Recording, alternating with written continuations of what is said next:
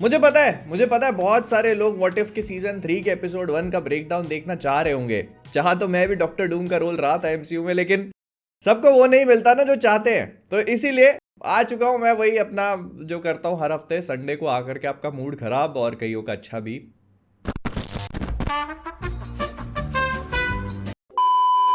चलो एक काम करते हैं ना, आपकी ना मेरी व्हाट इफ से ही शुरू कर देते हैं। तो व्हाट इफ के जितने भी एपिसोड्स हैं इन सब के नामों की लिस्ट हम लोग को पता चल चुकी है और मैं एक एक करके आप सबको बता देता हूं, जो इंटरेस्टेड हो देख लेना। Episode 1 what if Hulk fought the Avengers. Episode 2 what if Agatha went to Hollywood. Episode 3 what if Red Guardian stopped the Winter Soldier. Episode 4 what if Howard the Duck got hitched. बताओ, इसकी भी शादी हो रही है, सरकारी नौकरी भी नहीं थी फिर भी तो कुछ तो शर्म।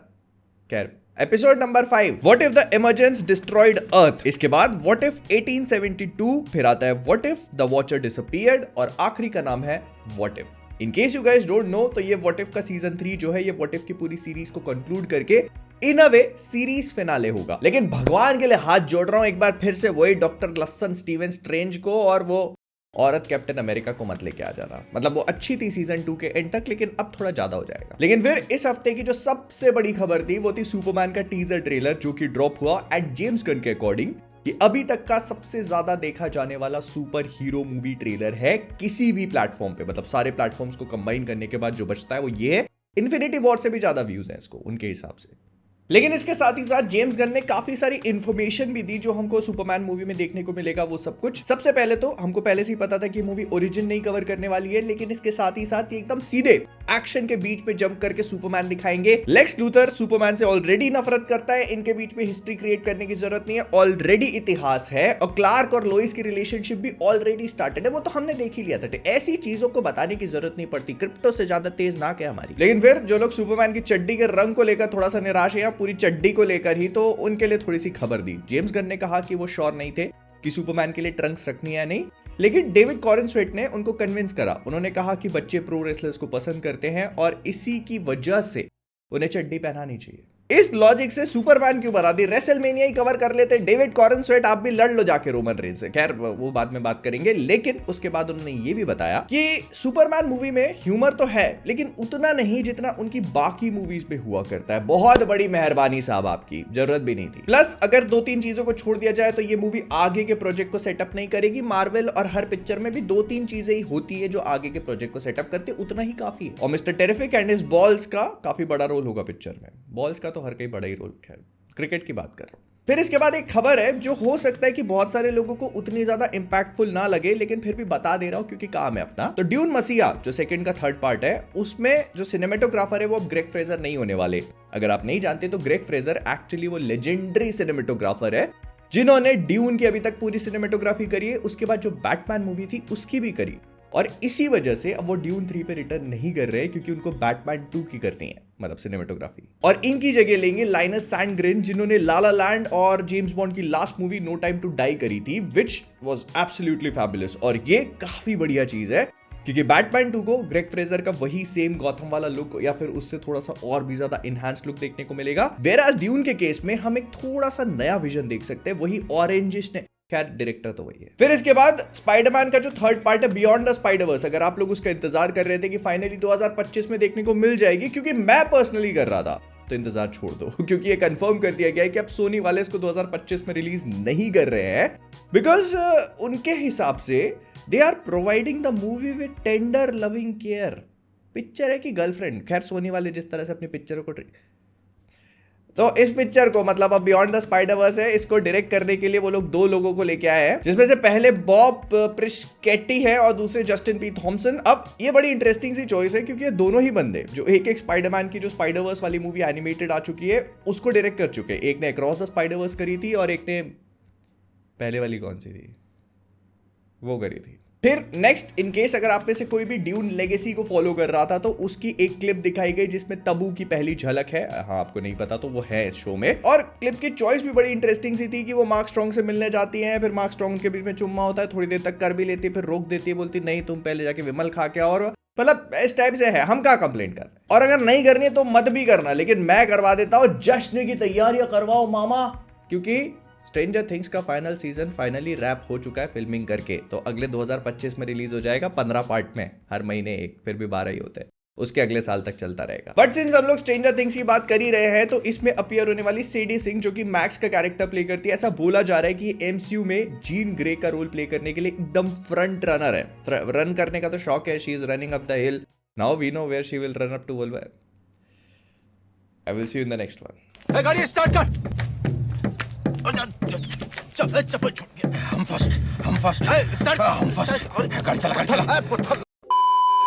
और सिंस नेटफ्लिक्स की बात चली रही है, तो स्क्विड गेम का सीजन 2 फिल्म करने के बाद जो इसके मेन एक्टर है होंग ड्यूंग ह्यूक, जो भी नाम, मैं नहीं गलत बोल रहा हूँ, मेरे को पता है, तो वो उन्होंने कहा कि I am just sick and tired of it. हर रोज उठो, प्रमोशन करो, खाना खाओ, फिर सो जाओ, फिर उठो, फिर प्रमोशन करो। आई am just sick of it. अगर मेरा बस चलता तो मैं किसी आइलैंड पे ही चला जाता। बस हो गई 2 सीजन में हवा टाइट।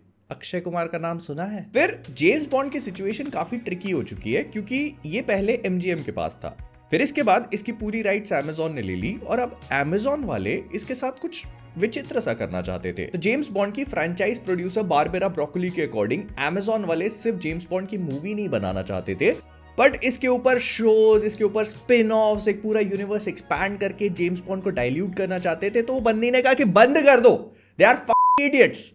सबसे पहली बात तो मैडम, जिसके नाम में ब्रोकोली हो उसको किसी को भी इडियट बोलने का हक नहीं है। दूसरी बात यह है कि आप उबाल के अच्छी बनती हो कि फ्राई करके। फिर जुजुत्सु काइसेन का जो कलिंग गेम आर्क है, उसका नया पोस्टर रिलीज कर दिया गया। मोस्ट प्रोबेबली 2025 में हमको सीजन देखने को मिल सकता है। I am definitely excited for it, because जिन लोगों ने मांगा पढ़ी है उनको पता है कि इसमें क्या होने वाला है, और उसके बाद और भी क्या क्या। सोच रहा हूँ किटकैट खा ली जाए, कहीं रखी है क्या? नहीं, खैर जैक ब्लैक की खबर सुना देता हूँ। तो अगले साल क्रिसमस पे हम लोग एक्सपेक्ट करते हैं कि जैसे इस साल रेड वन ड्रॉप हुई थी, वो तो पहले हो गई, इस साल क्रिसमस पे बेबी जॉन ड्रॉप हो रही है। वैसे तो अगले साल जो क्रिसमस पे आप क्रिसमसी मूवी एक्सपेक्ट करते हो, वो उन लोगों ने अनाउंस कर दिया, and it is going to be not what you are expecting. Anaconda 25 दिसंबर 2025 को रिलीज होने वाली एनाकोंडा में जैक ब्लैक और पॉल रड होंगे, और इसकी कहानी को ऐसा बताया जा रहा है कि कुछ मिड लाइफ क्राइसिस से जूझने वाले मेल एडल्ट्स घूमने जाते हैं अमेज़न के जंगलों में, वहां पर उनकी मुलाकात हो जाती है एनाकोंडा से। अब इसमें जैक ब्लैक का रोल अलग होगा, एनाकोंडा का अलग, ये क्लियर नहीं किया गया। फिर सॉन्ग कांग हो, अब मेरे को भी अच्छे से बोलना नहीं आता, लेकिन ये वही बंदा जो पैरासाइट में पापा बन के दीवारों के बीच में रहा करते थे घरों की, इनको कास्ट कर लिया बीफ के सीजन 2 में। अगर आप लोगों ने सीजन 1 नहीं देखा तो I will definitely recommend it, बहुत ही धांसू तगड़े तरीके की चीज है। तो सीजन 2 में इनको कास्ट कर लिया गया है।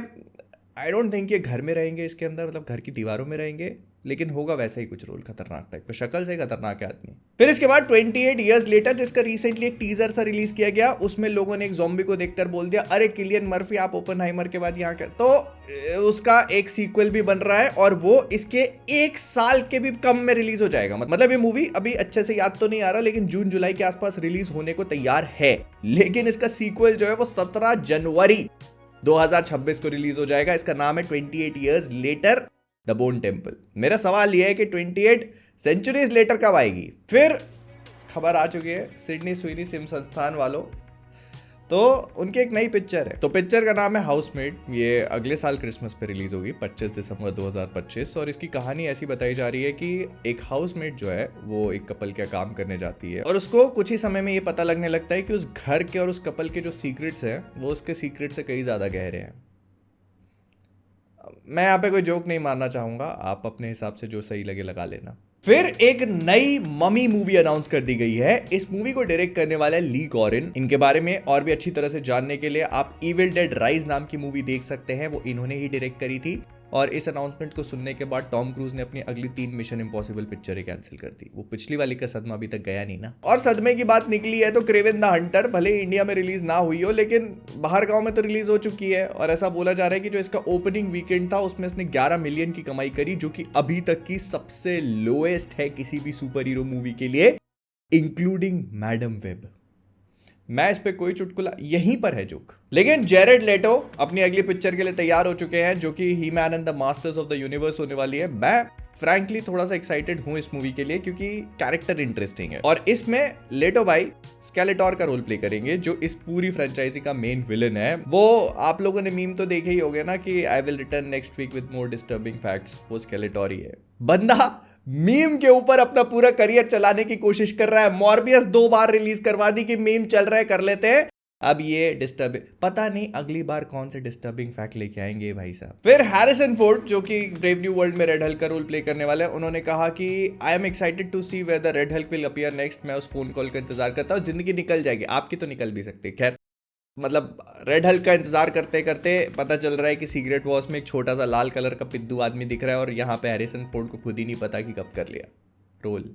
लेकिन फिर एक इंटरेस्टिंग खबर और भी सुनने को मिल रही है। सबसे पहले तो मैट रीव्स का ये कहना पड़ रहा है कि सीजन 2 आ सकता है पेंगुइन का। वो इतना इंटरेस्टिंग मतलब है बट अभी इमीडिएटली इतना नहीं है। लेकिन जो चीज इमीडिएटली इंटरेस्टिंग है वो ये है कि जेम्स गन और रॉबर्ट पैटिंसन दोनों चाहते हैं कि जो उनका बैटमैन है, मतलब रॉबर्ट पैटिंसन का जो बैटमैन है वो डीसीयू में आ जाए। मतलब ये जो सुपरमैन हम लोग देखने वाले हैं उसका बैटमैन एक्चुअली रॉबर्ट पैटिंसन का बैटमैन हो, ऐसा जेम्स गन भी चाहते हैं। रॉबर्ट पैटिंसन वो तो चाहेंगे कि पैसा किसको नहीं अच्छा लगता। तो इसमें एक ही बस हड्डी है और वो है मैट रीव्स, जिन्होंने बैटमैन 1 डायरेक्ट करी थी और अब अगली डायरेक्ट प्रोड्यूस सब कुछ कर रहा है बंदा। और ये चीज अगर मेरे से पर्सनली मेरे से कोई पूछता नहीं, लेकिन फिर भी अगर पूछ रहे हो तो I kind of like the idea. मतलब रॉबर्ट पैटिंसन का बैटमैन मुझे पसंद है, लेकिन वो जो एक यूनिवर्स ग्राउंडेड रियलिटी उन लोगों ने बिल्ड करी थी ना पार्ट 1 में, उसको इन लोगों को थोड़ा थोड़ा शार्टर करना शुरू करना पड़ेगा पार्ट 2 और 3 के साथ। क्योंकि अगर आपको जेम्स गन के डीसीयू में आना है तो वो पूरी तरह से फैंटास्टिकल वर्ल्ड है, फैंटेसी, मतलब वो फैंटेसी में जीते हैं और ये वाला एकदम ग्राउंडेड है। तो यहां से थोड़ा सा वो चीज ब्रेक करना शुरू करनी पड़ेगी। बट या I am all up for the idea. बस अब ये बता दो लड़की तो पट्टी रही, रॉबिन कहां से लाएगा ये। लेकिन हाँ, स्पाइडरमैन 4 को लेकर अब धीरे धीरे इन्फॉर्मेशन मिलनी शुरू हो चुकी है। वैसे पहले भी मिलती आ रही है लेकिन अब थोड़ी सी और पता लगी है और ये कहा जा रहा है कि इसमें जेंडाया का रोल उतना बड़ा नहीं होगा जितना बड़ा मतलब हम लोग एक्सपेक्ट करते आ रहे हैं पुरानी स्पाइडरमैन मूवीज को लेकर। क्योंकि ड्यून मसीहा में उनका थोड़ा ज्यादा काम है, इसी वजह से वो यहाँ पे टाइम नहीं रहा। धन्य हो प्रभु, बस अच्छी यही बात। ड्यून मसीहा में उनको पता नहीं है शायद उनका भी उसमें पिक्चर में बहुत ज्यादा रोल नहीं है। और अगर ये बात सही में सच है कि वो ड्यून 3 के चक्कर में स्पाइडरमैन 4 का रोल कम कर रही है, तो फिर नॉवेल पढ़ने वाले लोगों को पता होगा कि ड्यून मसीहा में इस कैरेक्टर का कितना बड़ा रोल है। अब सवाल ये पैदा होता है कि ये बात उनको आप बताओगे या मैं। लेकिन हाँ, दुनिया बहुत जल्दी मूव ऑन कर जाती है भाई। जेंडाया ने कहा कि मैं छोटा रोल करूंगी तो उन्होंने दूसरी लड़की ढूंढ ली। आन्या टेलर जॉय की बात कर रहा हूं, ये भी ड्यून मसीहा में आ रही है। लेकिन स्पाइडरमैन 4 में भी ऐसा बोला जा रहा है कि इसको कास्ट कर रहे। क्यों? इसको जरूरत नहीं है रोल की। तो खैर जो कुछ भी है, आन्या टेलर जॉय को ऐसा बोला जा रहा है कि स्पाइडरमैन 4 में कास्ट कर रहे हैं। ब्लैक कैट को तो सिडनी स्वीनी करने वाले। बट अगली खबर पे मूव ऑन करते हैं। ऐसा बोला जा रहा है कि स्पाइडरमैन 4 में सिम्बियोट्स भी अपीयर हो गए, पर उनकी किसको पड़ी है। खैर यही था जो भी था इस हफ्ते। मुझे पता है थोड़े दुखी न्यूज़ पे खत्म कर रहा हूँ, लेकिन क्या कर सकते हैं, जिंदगी में हर किसी को हमेशा खुशी नहीं मिलती ना। लेकिन अगर तुम चाहते हो कि तुमको मिले, वीडियो लाइक करो।